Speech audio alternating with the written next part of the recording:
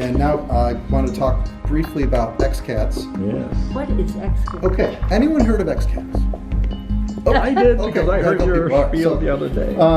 I always ask that at the Southwest Common Council meeting that I went to last week. I asked, and almost no one had heard of it. But I went to tour Caltech with my son in Los Angeles.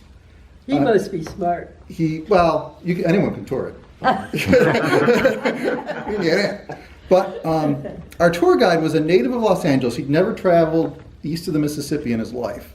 And he mentioned he was on a robotics team, and Aiden said, "Oh, I'm on a robotics team." He said, "What robotics team?" He said, "XCats 191. Oh, 2 times Chairman's Award winner. Wow. So this kid in Los Angeles knew about the XCats. But if you talk to anybody in our neighborhood of the school, they wouldn't know what it was. And a big part of that reason is we've never been in the Southwest. We started off on Mustard Street across from the Transit Center off of East Main.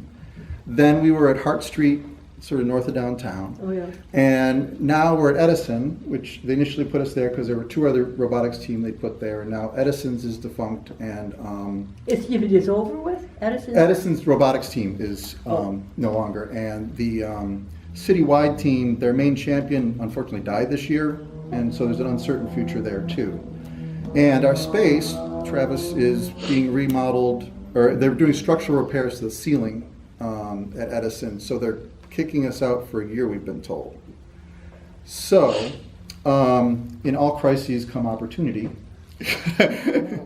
And so the XCats mentors, which are mostly Xerox people, I'm a parent who does it also.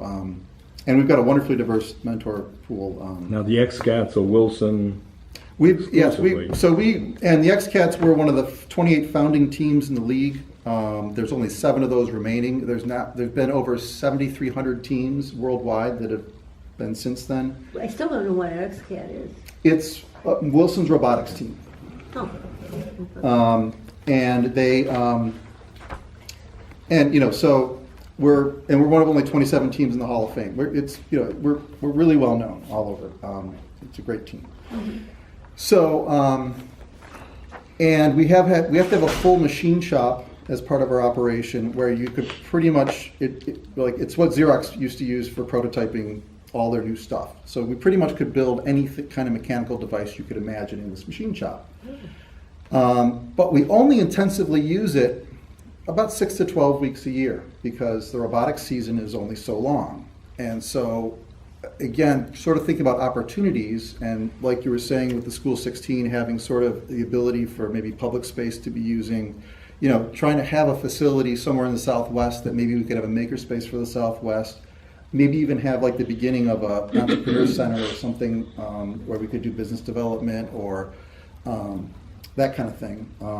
I know there's a teacher at Wilson who has out of his garage, he manufactures pieces for Chevy Volts that sort of improve designs and is incredibly busy. So there's all these little businesses that crop up with this kind of stuff. Like Silicon Valley. Kind of, yeah. And one of the things I've heard from people when I've been to meetings in the Southwest, it's a real issue that the young people don't see economic activity in the neighborhood that looks like it could be a path toward being a successful entrepreneur kind of person. So all those things could be things that would work. Well, where would you do this? Well, we don't know. We're early on. We're just talking. How many square feet are you looking for? I think it'd be at least 6,000. 6,000 square feet. So. And our practice field is 54 by 27. Where's that?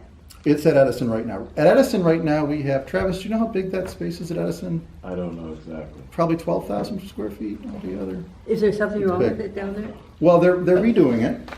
They're redoing the structure of the roof. And we can retain middle-class kids all day long. They have parents like me who spend 12 hours a week in their car as a part-time job driving children from one place to another. Unfortunately, those are not the kids we really want to hang on to. We want the kids that we want the kids who are single-parent households, mom's working 2 jobs. We want that kid to be able to have as few barriers as possible to being in the XCats. And our alumni, we've got one alum who grew up in Fight Village. His mom, single mom, didn't speak English, from Puerto Rico. And he went to Harvard. He actually had to choose between Harvard and MIT. We got another guy who was a middle-class kid. He now answers to the founders of Google. He's the head of cybersecurity for all of Google. As well as architects, and we got all kinds of different, but it's a really great program. Great program. But again, we want to get to those kids that Yeah. can benefit most from it, and being in the Southwest would really help that. The other issue with Edison is there's not great bus transportation in the evening there, and that's when we have our meetings. And so having the kids, like the kids who have to bus, have to leave practice an hour early, which is not great, for anybody. So Where would you have it in the Southwest? well, like I said, that's the discussion we're having. We There's have, a lot of we it have to vacant look land. around. Have you gotten a chance to talk to John Mott yet? I haven't, yeah. Okay. No. Well. Somewhere around the U of R? Ideally, I'd want to be on Genesee Street or around Genesee Street. That's near the U of R. It is.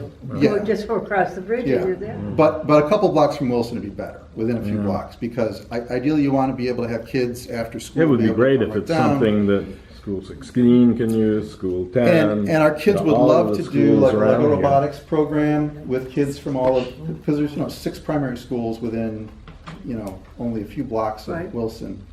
So if you could, Genesee Street would put you right in the middle, and it Yeah. would increase walkability in Yeah. the neighborhood.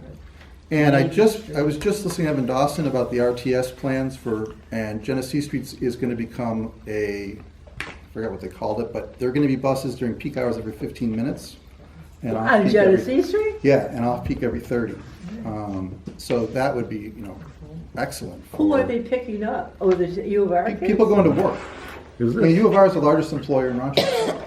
We'll get you back here to. Yeah, I have a more- longer thing, but yeah. What is your Can- name, sir? Jeff, You're Jeff? Yeah. Shortina, you wrote it. Oh, yeah, you're right here.